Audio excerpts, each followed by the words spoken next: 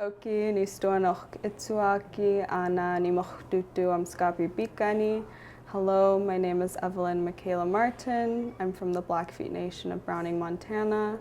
I'm a visual artist. My primary medium is acrylic on canvas that mostly focuses on self-portraiture and portraiture of women and girls in my community.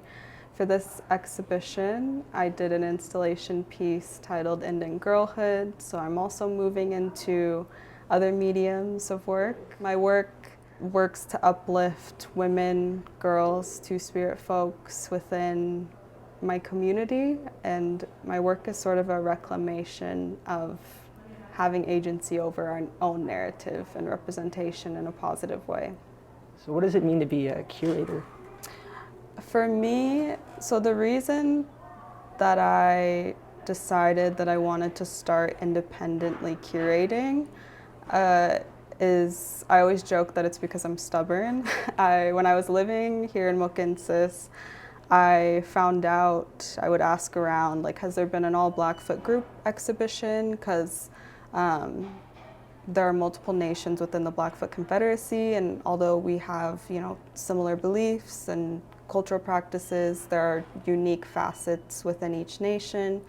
And I knew so many incredible artists within my own community that I wanted to highlight. And when I started showing my work in the city, I noticed like a lot of them weren't in the same spaces as me, and I was kind of like, we should be working together and we should be in the same spaces, showcasing our work in the same room. So I decided to just start doing the research to curate a show.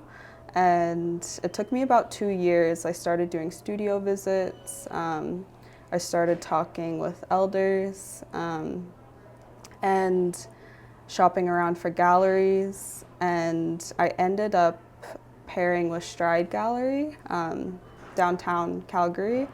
And I felt really comfortable with them because they understood the importance of showcasing an all Blackfoot exhibition within Mohkinstsis, with the Elbow River being right here.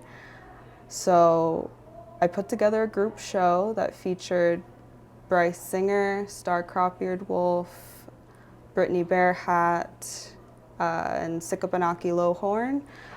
The thing that was really special to me was that they all use different mediums, different practices. All their practices are very different, very unique.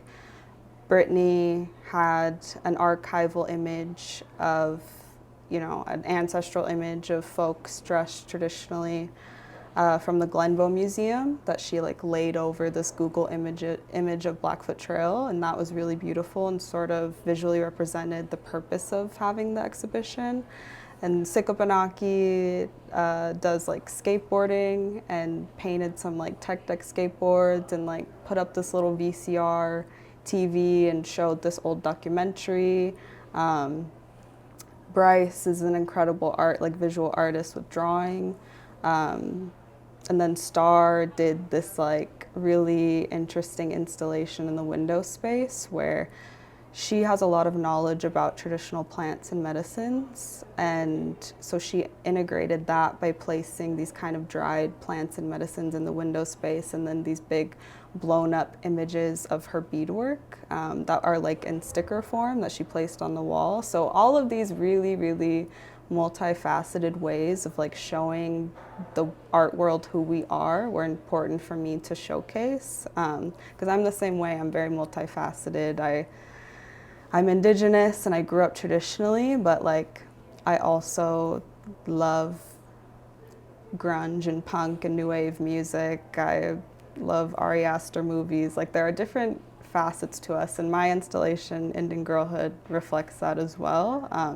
I just like to show the world how unique we are. So I think that's part of why I started curating, was to get some of these voices that I felt were absent from the art world into these discussions.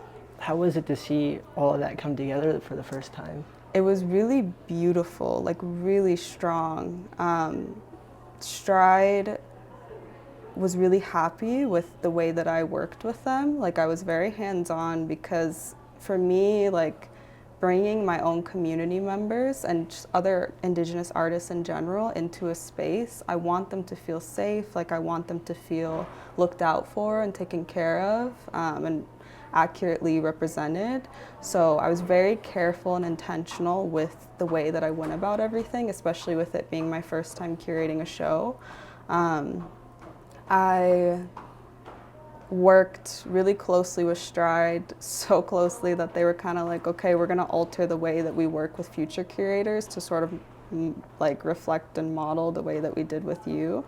But yeah, it was really successful. There was a lot of community members that came out to the show. We ended up making a publication to document all the work and artist statements, and that was really successful as well. Honestly, I felt like it was like a piece of history in the arts for my community.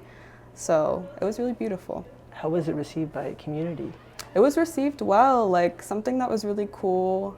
Me being the curator, I'm from Amskapi Pikani, so I'm Southern Pikani. Sika Panaki's from Siksika. Brittany's also from Siksika. Bryce is from Gaina. Star, I believe, is from Gaina and Northern Pikani. So it's like we had every nation represented in the room. So that was really beautiful. Yeah, it was powerful, it was good. And something that made me feel good, because when you do something for the first time, you kind of wonder, how did I do? Like, did I do things right? And the artists told me that they felt really taken care of, really supported, and mentioned to me that they actually have been in the same spaces in the past, like working with other curators at some moments, but were never even introduced. So that shows you like these art spaces, these institutions and galleries sometimes can be very individualistic and very cold. And so the way that I went about it, I kind of was like, okay, you guys all have to be in conversation with one another because I want your work to be in conversation with one another when it's put in this gallery space. So it was beautiful to me that I was successful in that and that they felt this like bond with one another, because we also did an artist talk after the show, and they all had no problem talking about their work and being in conversation with one another. So it was beautiful. Can you see yourself doing another show like that? Definitely, yeah. I think in the future I definitely want to do a group show based on womanhood, girlhood, but with other artists' work, like similar to my show here in the Ledge Gallery, Indian Girlhood, but with other Native women artists, yeah. What can you tell me about the Ledge Gallery, Indian Girlhood? Indian Girlhood is a very special installation to me because I kind of started imagining what it would look like when I reached this major artist block where I was like, I feel painted out. I feel like I'm not creating for myself anymore. As an Indigenous artist, I think a lot of us experience this where we feel these like intense expectations and these boxes that we get put in from institutions, from galleries, sometimes even from community, where people think that Indigenous art should look a certain way or be a certain way. So I found myself feeling like I was creating for other people in some senses, which, you know, can be a good thing, but I wanted to return back to what it felt like when I first started painting self-portraits when I was in high school. I started doing that because when I was in high school, there wasn't a ton of representation. Like, Indigenous media has kind of skyrocketed as of recently. Like, there's some awesome representation in film, in the art world. But when I was in high school, I didn't really have a lot of that. And with Native women, girls, and Two-Spirit folks having some of like the highest rates of violence against them, you know, I fall into some of those statistics, and painting myself was a way that I reclaimed a positive relationship with my physical form. It helped me feel present in my body. It helped me feel a sense of pride in who I was, because I went to a high school. I had to transfer from school on the res that my dad worked at to like a predominantly white high school. So I was one of the only Native girls at that school. So I was very isolated. But I was in the AP art program, and I like would hide in the art room a lot of the times and just paint. And my art teacher was like my best friend. So typical weird art girl vibes. But so yeah, in this installation for Indian Girlhood, I wanted to return to that feeling of vulnerability, feeling okay, like putting a lot of myself into my work. And so that's what this was. Specifically for the bed installation, I was inspired by the work of Tracy Emin. She created this installation piece in the 90s where essentially she went through a really depressive episode, and she took her bed from her bedroom and all of her personal belongings around the bed from that depressive episode, and she placed it in like a gallery museum space to represent that time in her life. And for me, like, I think a lot of artists start making art to channel and process feelings and emotions. So I wanted this piece to be a visual representation of like a really dark period of time in my life, and to also help fuel conversations and normalize conversations surrounding mental health within Indian country, because I think sometimes it can be stigmatized. Sometimes I think in society, again, even from our own communities, there's this unconscious and also deliberate image of Native women where we're seen as these like sort of stoic, resilient, strong figures, which we are, but we're also allowed to be other things. We're also allowed to have nuances and be multifaceted and be imperfect and be weird and be creative. Like, we're allowed to be more than one thing.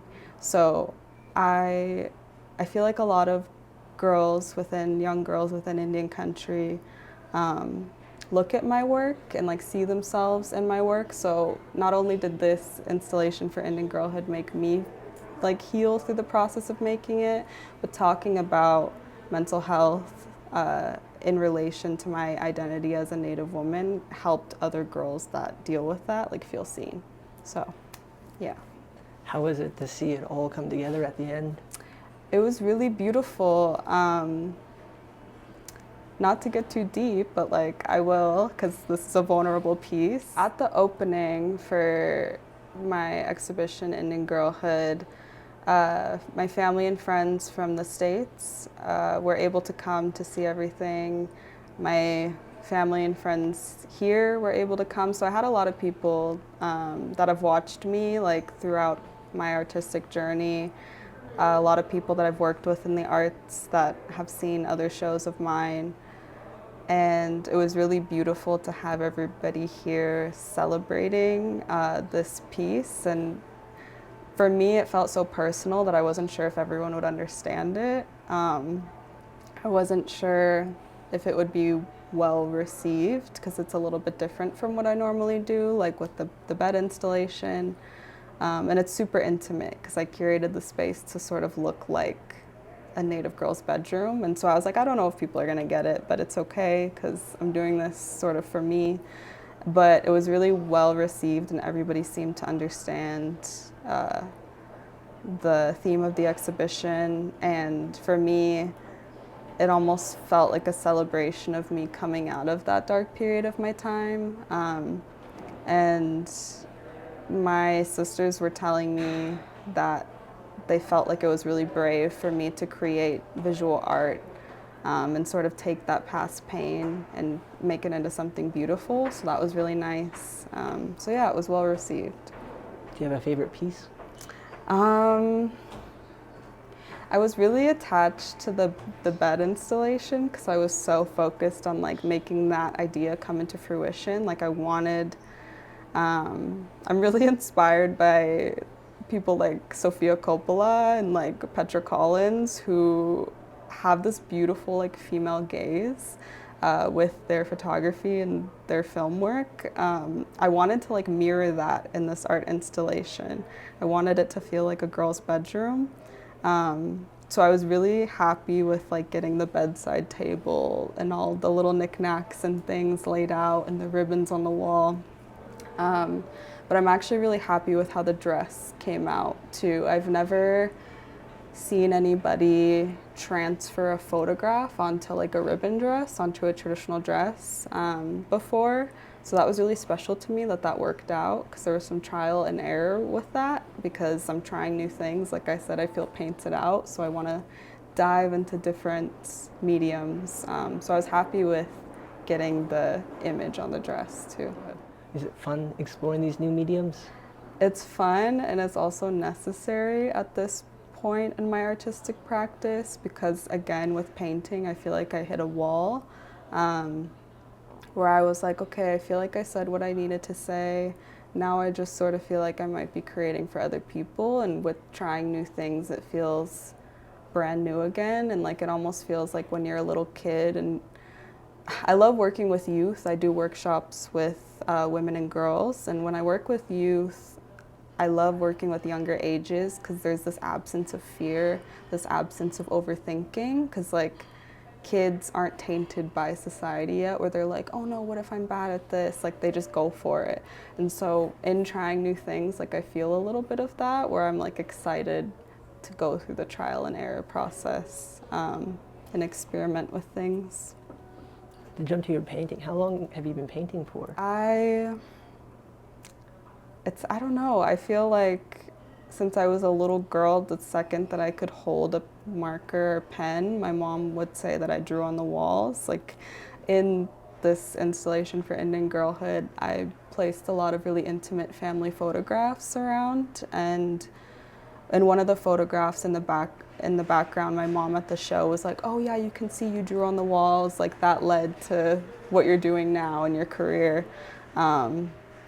And so I always carried around like a little like Lisa Frank notebook or Hello Kitty notebook and like a pen or pencil, and I would always draw like the women I was around. Like I draw my mom and I draw my aunties, and I draw like girls on the cartoons that I would watch or the movies that I would watch. And then, like I said, in high school, I started painting for the first time.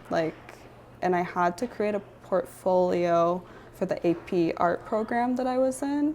And so I did a lot of self-portraiture, because at the time I was really, really influenced by Frida Kahlo, because, I don't know, I looked and was studying art history in classes, and I didn't see a lot of people that looked like me. And so it's almost like she was the closest, like with her black hair and like the dresses she would wear. So I studied a lot of her work. And I loved how intimate and personal her pieces were as well. So I sort of mirrored that in my work, but made it Blackfeet. And yeah, since I started painting in high school, I kind of haven't stopped. But now I'm at this point where I'm curating independently, and I'm doing installations and sort of branching out from my bread and butter.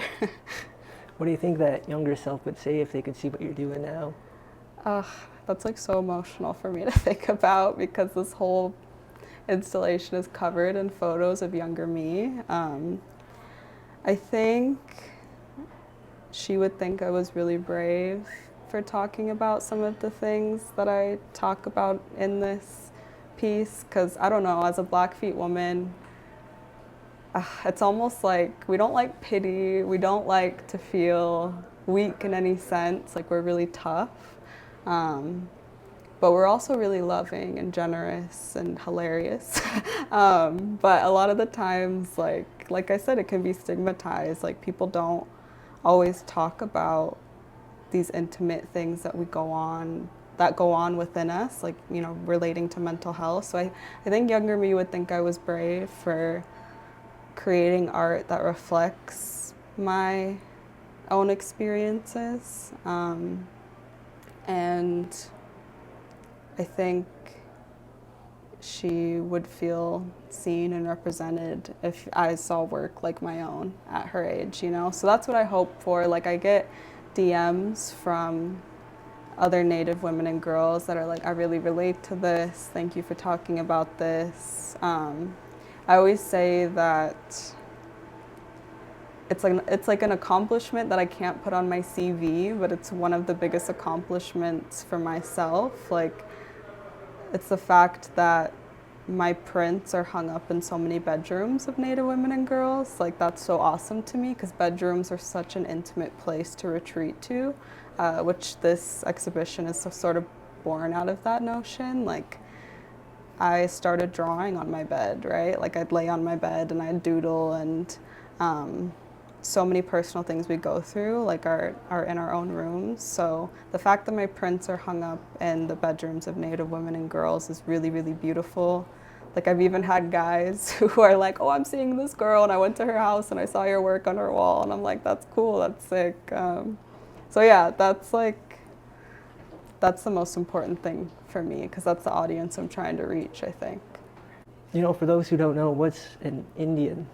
Like an Indian?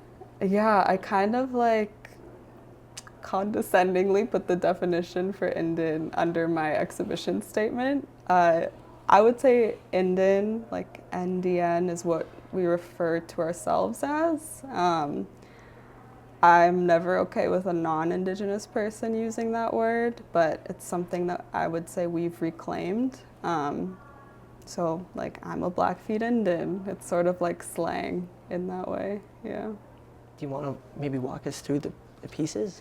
So this ledger is really special to me because I don't have a lot of physical documentation or evidence of my direct family on my Blackfeet side. I sort of grew up around like adopted ceremonial family because my mom didn't really grow up with her Blackfeet father, but my adopted sister's dad actually found this giant ledger book. So this image of this ledger is really important to me because it lists Mats, which are who I'm related to on my Blackfeet side, and I don't have a lot of physical evidence related to the history of my family. I thought it was really interesting because I found this ledger and I already had these pinks and blues highlighted. So the colors on this like ledger map are in the paintings and the dress that I use. So it's like it naturally was almost made to be in this installation, which was really interesting. And since this is being shown within so-called Canada, this exhibition, I thought it was interesting that we could see that line where the border crossed us within the Blackfoot Confederacy. So I was happy to be able to integrate this. This is a 30 by 40 inch acrylic on canvas painting titled Visiting. I titled it Visiting because in my culture, you know, sharing stories, being in conversation, laughing is really important to us. I've received a lot of the knowledge that I have through sitting down and having conversations with my grandmothers and the women in my community that are involved in the culture. This is my uncle's house in East Glacier that I grew up in and spent a lot of time in and lived in at certain points in my life. He's a painter, so I would say he's helped me on my journey as an artist. Like, I would leave home and I'd go and stay with him, and we would like blast Led Zeppelin in the kitchen and paint together. So having his house in one of my paintings is really special to me. And when my relatives came from Amskapi Bikani for the opening, like one of my adopted sisters, Kristen, was even like, is that Leon's house? So the fact that people recognize where this is at is really important. My grandmother, Elsie Madplume, is this one on the end. She has influenced a lot of my work because she's given me, I would say, the most teachings related to what it means to be a Blackfeet woman, which is what my work is centered around. She was able to attend the opening, which was really special for me. It was the first one she's ever come to, and she really liked the painting. She liked seeing herself. She responded to it well, so that was really special. Yeah. So here I installed some childhood photographs of myself, of my mother, of one of my grandmothers, May Minnie Chiefs Tallow, so like women in my life that have really influenced me. And again, for Indian Girlhood, I wanted it to be this sort of intimate bedroom space. So I thought putting personal photographs on the wall would help, create that intimate space and bedroom feel. Right here, I sort of made this makeshift bedside table. I think downstairs in the basement, the curator Sonia found this weird sort of table-like object that I painted white and just threw a scarf on. We wear these scarves in ceremony, and I wanted it to reflect and be in relationship with the dress that I have installed over there. I have like the Blackfeet Nation flag and like drawings and one of my favorite records by The Cure, because when I'm in my bedroom and thinking about art and thinking about life, I often am listening to my sad girl music, new wave, grunge, goth like vibes. Yeah, more family photos, earrings, a lot of similar items. I grew up, I don't know, like I said, sort of in the alternative crowd, wearing my Doc Martens and reading like Sylvia Plath and listening to like angry girl music. So I have like Sylvia Plath books. I have a book by Beverly Hungry Wolf, The Ways of My Grandmothers, which talks about Blackfoot womanhood. I wanted to incorporate that book specifically because so many other Blackfoot girls I know have read it, and this installation is about Blackfeet womanhood. Yeah, I have really personal items that you would find in my bedroom and probably lots of other Native girls' bedrooms. I have the bed that I installed that's inspired by Tracy Emin's work in the 90s, but I sort of indigenized it. I put the 4-point Hudson Bay blanket that goes back to trade for us on the bed. I have this beaded belt that my mom gifted to me that I placed on the bed.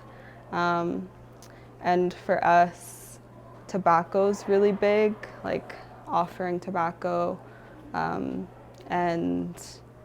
praying with it is really important to us. So I placed this pack of American Spirits on the bed. Since the show is in so-called Canada, I wanted to put an American pack of cigarettes to show that like my nation is in the States.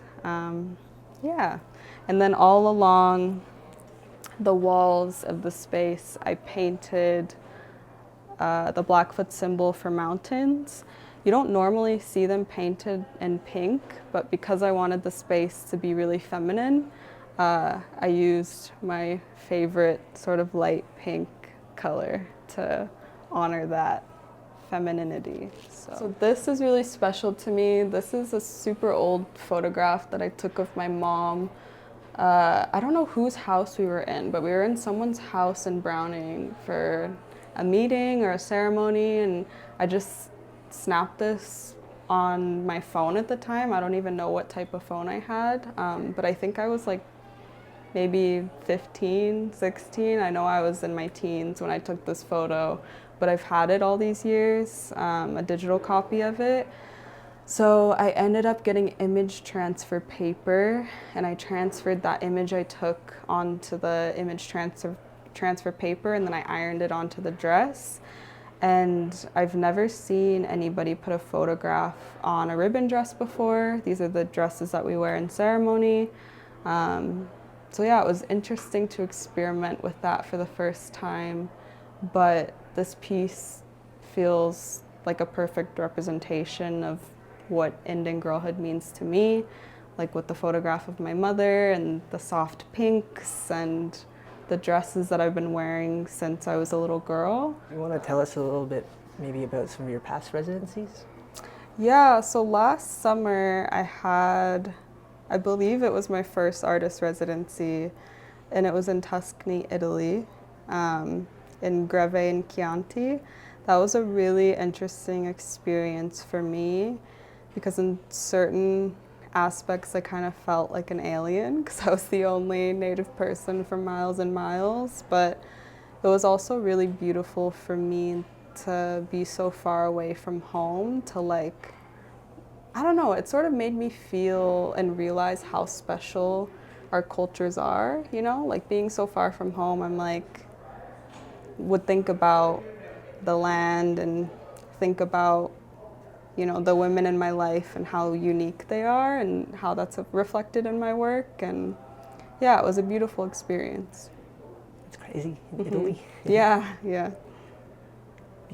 Was there a bit of a culture shock? You know, it was interesting. I thought that it would be more of a culture shock than it was. I would say Italians love to sit and visit and eat, and they don't really rush. And I feel like that's very indigenous. Like, there was that commonality between our cultures where um, Mima and Duccio, who run the residency, Duccio is a lighting designer and Mima is an architect, and they built and refurbished the artist housing in this like 1,000-year-old stone building, I think in the 90s. And I got really close with them. I think it helps that I grew up around elders, and like since I was a little girl, like I'd be 12 in the kitchen making coffee and tea and like sitting at the table with all these old people, like visiting with them or listening to them. So it helped that I grew up that way. So I sort of bonded with the people that ran the residency in Italy because they're both elderly folks, and I would sit down and like have coffee and a cigarette with Mima and like visit with her. So yeah, it's, you know, it's interesting with human connection how art can bring people together. Yeah. So what do you think's in store in the future for your art? I think that I'm gonna keep experimenting. I don't want to go back to painting. I'm still on my painting hiatus, so I think I'm wanting to explore more image transfers on dresses. I really liked that process and how that came out, so I'm wanting to do more of that, maybe more installation. I have a film camera that was gifted to me from the curator for the show, Sonia, and her partner Francis. He's an amazing photographer, and he gifted me that film camera, and I've sort of just been putting off picking it up and learning how to use it, but I'm at this phase in my own practice where I do want to keep experimenting, and then also independently curating future shows. Yeah. What's your dream show to curate if you haven't already done so? I mean, it was such a dream for me to put a bunch of Blackfoot artists in one room and celebrate and honor like all their uniqueness. That was such a dream for me. So I want to keep doing that because there's so many artists within the Blackfoot Confederacy, so many amazing artists. There's people I still want to work with. But also, I definitely want to curate a show on Indigenous womanhood. I don't know what that looks like yet. It's kind of unrealized, but something that I think will probably happen in the future. Looking forward to it. What advice would you give to any young Indigenous artists looking to get into the art scene? I think the first thing that comes to mind, because it was a recent conversation at the Arts Commons Summit, this young emerging Indigenous artist asked about sort of the pressures of fitting into boxes that sometimes these institutions push us into. Like I've noticed, especially within so-called Canada, like the conversation of reconciliation and all these things, it's sort of almost like they want us to show up to fill a quota sometimes. They want us to show up in a specific way to cater to their needs or what they feel Native artists should be or look like for diversity and inclusion. And although some of those conversations are important, we're allowed to have agency over the way that we represent ourselves. We're allowed to talk about different things, you know, and present in different ways. We don't have to always show up in a ribbon skirt and talk about reconciliation, you know? Like, my little brother is studying filmmaking, and he's Blackfeet, he's Squamish, he's Comanche, he's an Indian boy, but he loves Ari Aster movies. He does drag sometimes. Like, he makes weird little short films with his friends. Like, we're allowed to create the work we want to create. And it's like with other artists, a lot of the times they get to talk about whatever they want, you know, they get to talk about what music has influenced them, and they get to be free with their work. So we're allowed to create from a real place, you know, and we're allowed to be unique and multifaceted, and we don't have to fit into these boxes that sometimes the institution wants to shove us in.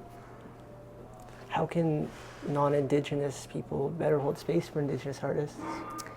I think something that is also very fresh in my mind that we talked about at the art summit yesterday was there's this pattern that we see with institutions where they only want to hold space for and hire Indigenous artists during Native American History Month, you know, and we need more than a month. We need more access to funding, more access to spaces, all the time, because there's so many of us, so many incredible Native artists, and there's enough resources for us. It's just about the institutions wanting to make those relationships.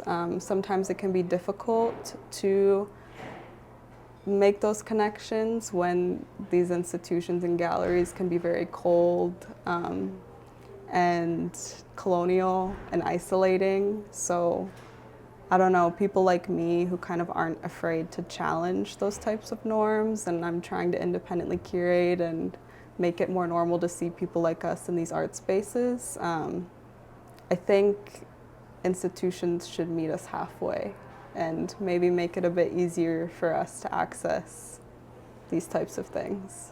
What do you think your ancestors would say if they could see your work?